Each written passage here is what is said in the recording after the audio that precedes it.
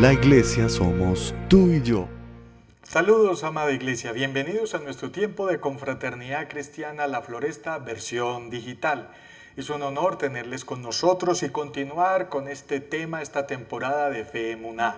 A todos los amigos a nivel internacional, nacional, regional, local, bienvenidos. Hoy vamos a disfrutar del tema La Fe Emuná, evidencia que exige un veredicto. La Fe Emuná, evidencia que exige un veredicto. No sin antes continuar hacia nuestro bosquejo, volver a leer el significado pictográfico del antiguo hebreo de la Fe Emuná, que nos enriquece mucho hasta que lo aprendamos de memoria. Dice así la definición: el verdadero líder siervo está en medio de grandes corrientes de bendición, con la firmeza moral de una columna, de generación en generación, produciendo vida y recibiendo la revelación de Dios por su palabra, con sus brazos extendidos. Qué definición tan amplia, qué definición tan contundente para nosotros hoy. Enriquece el concepto de Hebreos cuando dice que es pues la fe, la certeza de lo que se espera, la convicción de lo que no se ve. Ahora quiero invitarles para que leamos el texto sagrado en 1 Corintios 15, 1 al 12.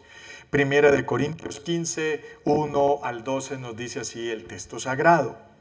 Además os declaro, hermanos, el evangelio que os he predicado, el cual también recibisteis, en el cual también estás perseverando. Por lo cual, asimismo, si retenéis la palabra que os he predicado, sois salvos. Si no, creísteis en vano, una fe emuná en vano. Porque primeramente os he enseñado lo que asimismo recibí, que Cristo murió por nuestros pecados conforme a las Escrituras, y que fue sepultado. Hasta ahí todo el mundo cree, hasta los ateos. Pero después dice el apóstol Pablo, y que resucitó al tercer día conforme a las Escrituras. Ahí es donde viene el conflicto, el caos, el meollo, el problema, la dificultad, porque muchos no creen en esa resurrección. Y comienza Pablo a describir testigos que vieron esa resurrección. Dice, y que apareció a Cefas y después a los 12. Después apareció a más de 500 hermanos a la vez, de los cuales muchos viven aún y otros ya duermen. Después apareció a Jacobo, después a todos los apóstoles. Y al último de todos, como a un abortivo, me apareció a mí. Ahí van más o menos 700 testigos que lo vieron resucitado entre 40 días y 40 noches después de que fue sepultado y antes de ser recibido Cristo en las nubes para sentarse a la diestra del Padre. Porque yo soy el más pequeño de los apóstoles, que no soy digno de ser llamado apóstol, porque perseguí a la iglesia de Dios. Pero por la gracia de Dios soy lo que soy, y su gracia no ha sido en vano para conmigo. Antes he trabajado más que todos ellos, pero no yo, sino la gracia de Dios conmigo. Porque o sea yo, o sean ellos, así predicamos y así habéis creído. Pero si predicamos a Cristo que resucitó de los muertos, ¿cómo dicen algunos entre vosotros que no hay resurrección de muertos? ¿Cómo hay gente que se atreve a afirmar que no hay resurrección de los muertos? Vamos a orar. Señor de los cielos, gracias por tu palabra. Gracias porque ella es cortante como espada de doble filo. Bendícenos, Señor. Gracias por tu resurrección. Háblanos, consuélanos, exhórtanos, Señor, y que tu buen Espíritu Santo nos convenza de pecado, de justicia y de juicio. Y quedamos en tu presencia en el glorioso nombre de Cristo Jesús. Amén y amén. Bueno, amigos y hermanos, vamos a tomar tintico. Espero que usted también esté cómodo para disfrutar de este tiempo que el Señor nos va a regalar. En esta oportunidad quiero compartirles un concepto muy trascendental para la fe emuná, un concepto muy trascendental para la fe cristiana, y es la resurrección de Cristo. Ese punto de la resurrección de Cristo es un punto demasiado alto, es una panacea para nosotros los creyentes, es un cenit de revelación progresiva porque corre por toda la Biblia, resucitó. Y Pablo es consciente de esa realidad. Pablo es consciente de la resurrección. Ahora, ¿cómo demostramos una verdad histórica en el pasado, en el presente? Hay dos maneras básicas de demostrar una verdad histórica en el pasado, en el presente. Número uno, el método científico. Pero demostrar científicamente que Cristo resucitó es muy complicado y es muy costoso para nosotros hoy en día. Pablo, teniendo en cuenta esa realidad, toma la decisión de entregarnos las herramientas de la segunda manera de demostrar un hecho histórico en el pasado, y es el método jurídico, el método de los testigos, ¿sí? El método de aprovechar personas para uno sacar adelante una verdad. ¿Yo cómo demuestro que soy colombiano? Yo demuestro que soy colombiano mostrando una cédula, pero esa cédula tiene el respaldo de un registro civil y ese registro civil tiene el respaldo de dos testigos, papá y mamá, o uno de los dos. Lo mismo sucedió con la resurrección de Cristo. Aquí está Pablo mostrando más o menos 700 testigos que lo vieron resucitado después de haber sido crucificado. La palabra resurrección señala habitualmente nuestra existencia allá de la tumba. ¿Sí? Esa es una gran realidad y una gran esperanza para nosotros los creyentes. No se halla un rasgo de la doctrina del apóstol en todas las enseñanzas de los filósofos griegos. Los griegos del tiempo de Jesús y hasta el día de hoy no creían en la resurrección. La doctrina de la muerte y resurrección de Cristo es el fundamento del cristianismo. Si se quita ese fundamento, se hunden de inmediato todas nuestras esperanzas de eternidad y nos quedaríamos sin fe, emuná. ¿Por qué dio tanta brega que creyeran en la resurrección de Cristo en la época de Él? Porque no se creía en la resurrección de los muertos. Por eso Cristo colocó los fundamentos de algo nuevo, que partiría la historia de la humanidad en dos. Yo creo que si el nacimiento de Cristo marcó una definición de una era nueva, la resurrección de Cristo la selló, terminó de colocarle los sellos. Por sostener con firmeza esta verdad, los cristianos soportaron el día de la tribulación y se mantienen fieles a Dios. Creemos en vano, a menos que nos mantengamos en la fe del Evangelio. Esta verdad es confirmada por las profecías del Antiguo Testamento. Muchos vieron a Cristo después que resucitó, según los Evangelios, y el libro de los Hechos de los Apóstoles. Fueron más o menos 700 testigos que vieron y compartieron con Cristo resucitado y se convirtieron en testigos fehacientes de dicho hecho histórico que cambiaría el mundo desde ese momento en adelante. Dichos testigos en su mayoría murieron violentamente masacrados por sostenerse en dicha realidad jurídica testimonial.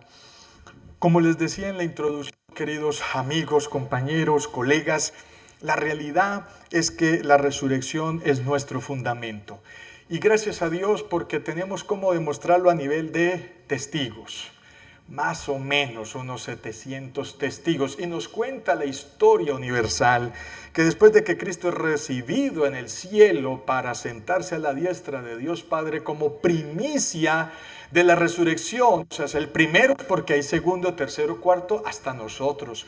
Nosotros seguiremos detrás de Jesucristo en resurrección, bien sea por cuerpos gloriosos transformados en el arrebatamiento, o bien sea por cuerpos que vamos a pasar de lo mortal a lo inmortal. Lo interesante es que estos testigos, la mayoría, de pronto uno puede afirmar que un Juan en la isla de Patmos muere de viejito, pero exiliado, la mayoría murieron violentamente, de una manera impresionante. Y no cualquier violencia, en las fieras, los leones, traspasados por espada, quemados a fuego, apedreados, de unas maneras impresionantes. Murieron por testificar, por afirmar, por demostrar que habían visto a Cristo, que habían compartido con Él, que habían comido con Él pan y vino, siendo su cuerpo glorificado y transfigurado a un cuerpo glorioso que podía sentarse a la diestra de Dios Padre. Lo interesante es que ese testimonio llega hasta nuestros días. Ese testimonio llega a nosotros y nosotros le creemos a esas generaciones de testigos, supremamente importante para nuestra fe. La resurrección de Cristo es una evidencia que exige un veredicto de nuestro testimonio hoy en día. La credencial más importante de Pablo como apóstol era que fue un testigo presencial de Cristo resucitado, ahí en su conversión en Hechos 9, 3 al 6. Abortivo significa que el suyo fue un caso especial. Los demás apóstoles vieron a Jesús en persona. Pablo era de la generación siguiente de creyentes y aún Cristo se le apareció después de los 40 días y 40 noches de aparición a los discípulos. Pablo dice que cuando perseguía a la iglesia, destruyendo a los cristianos, tenía la ropa a los que iban a martirizarlos. Él yendo para Damasco, dice que una luz le encegueció, cae al suelo y le dice el Señor desde esa luz, el Señor Jesucristo: Pablo, Pablo, ¿por qué me persigues? Y él le contesta: ¿quién eres, Señor?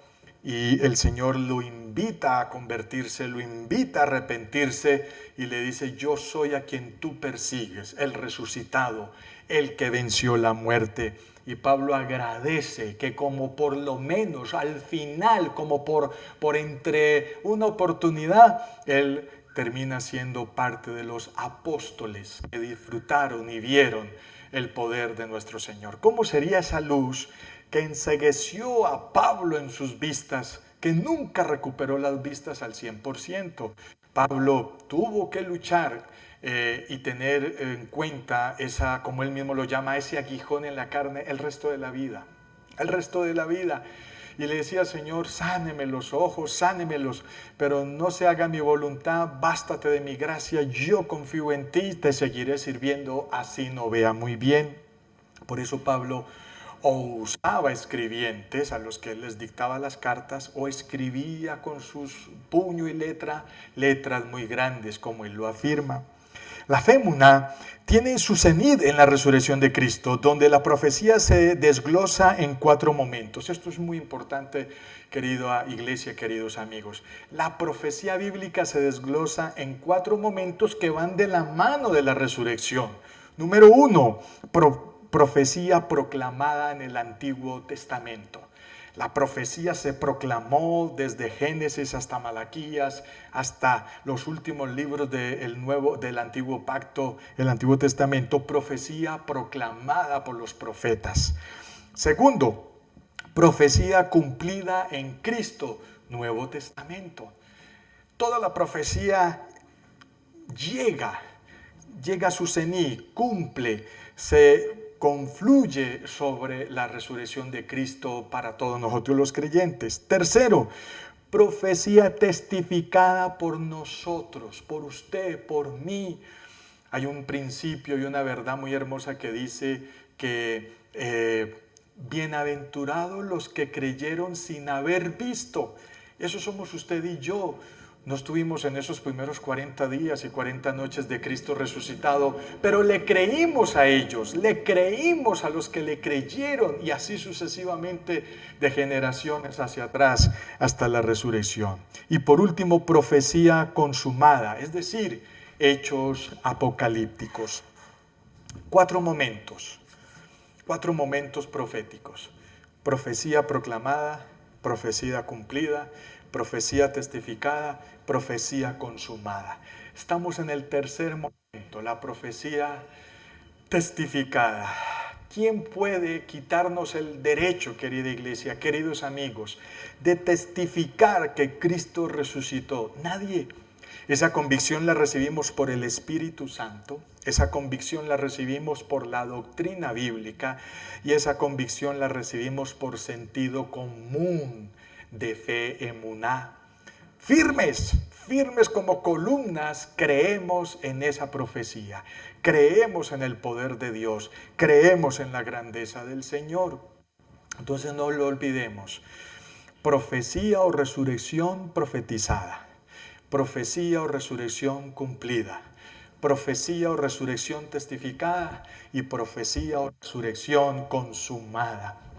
El cuarto punto tiene que ver con esa consumación que implica hechos de últimos tiempos, apocalípticos, juzgamiento a los justos, juzgamiento a los impíos, y que se hagan todas las cosas hechas nuevas. El cielo y la tierra pasarán, pero las palabras de Dios no pasarán, y recibiremos esa nueva Jerusalén para la vida de todos nosotros. La resurrección evidencia que exige un veredicto y tú y yo somos ese veredicto para que la gente crea jurisprudencialmente con base en testigos de dicha resurrección. Vamos a concluir este tiempo tan especial que Dios nos permite disfrutar en esta hermosa oportunidad. Número 1, cuando eres confrontado por otros ante la realidad de la resurrección de Cristo, ¿qué respondes a dichos cuestionamientos? ¿Y cómo los acompañas con tus hechos? ¿Será que creemos en la resurrección de Cristo de día y de noche? Al levantarnos, al acostarnos, de enero a diciembre, de lunes a domingo, ¿es integral? ¿Es todo el tiempo? Segundo, el Evangelio es más que el perdón de los pecados. Incluye la resurrección de Cristo y la subsecuente renovación de todo lo creado. Solo la fe que persevera es fe que salva. Conforme a las Escrituras se dio la resurrección y aparecen una cantidad de citas bíblicas, tanto de los Salmos como de los Proverbios, como de Isaías, de Daniel, de Oseas, que nos narran lo real de la resurrección profetizada y cumplida en Cristo. 3. El Evangelio es la revelación histórica de Dios en Cristo. Es un evento real que tuvo lugar con la crucifixión y la resurrección de Jesús, presenciada por testigos confiables y reales, mayores de edad, profesionales, habían médicos, habían personas, autoridades del templo, habían personas con autoridad en lenguas divinas, habían personas empresarios, habían mujeres, habían hombres, jóvenes, adultos medios, ancianos, de todo tuvieron los testigos que afirmaron de la resurrección de Cristo. El Evangelio no es especulación ni teoría, es un acontecimiento real del cual puede darse noticia hoy en día. Saber que Cristo resucitó es la noticia más fresca que podemos dar nosotros desde el Evangelio. Es la resurrección el hilo conductor. Es la resurrección, esa fibra óptica por donde ha corrido el mensaje del Evangelio hasta nuestros días. Es la resurrección que nosotros como creyentes reclamamos como un privilegio que nadie nos puede quitar. Y es esa fe emuná en esa resurrección, es esa evidencia que exige un veredicto en nosotros lo que va a condenar los tiempos. Los primeros frutos que maduran en una cosecha anuncia la inminente siega, de acuerdo con el libro de Levíticos 23, 4 al 14. Los primeros frutos de la Pascua se usaban para consagrar la próxima cosecha. Jesús murió en Pascua y su resurrección es una promesa de nuestra propia resurrección, como entre nosotros que le pretendemos también en su resurrección.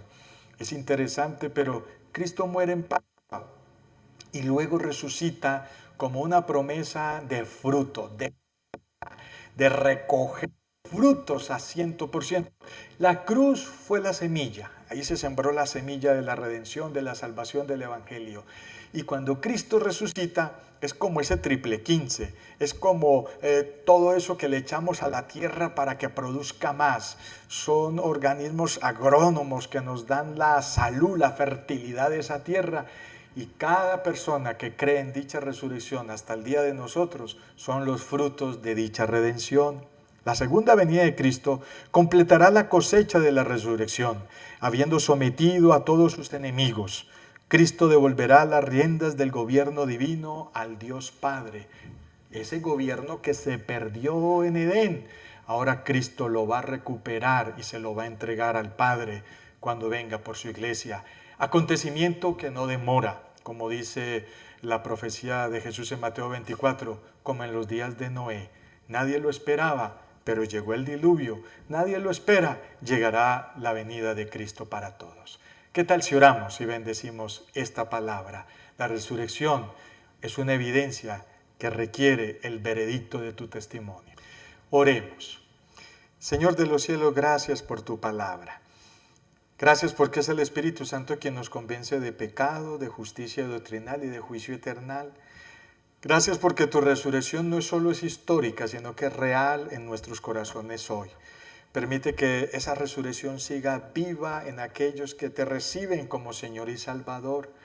Gracias porque nosotros somos evidencia de esa realidad histórica de tu resurrección.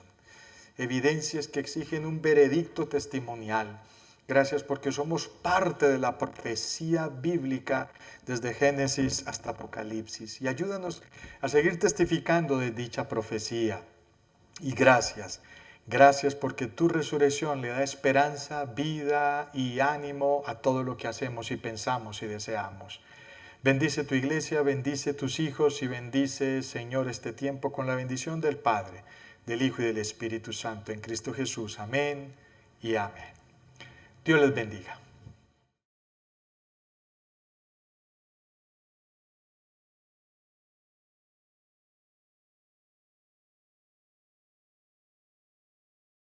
Confraternidad La Floresta.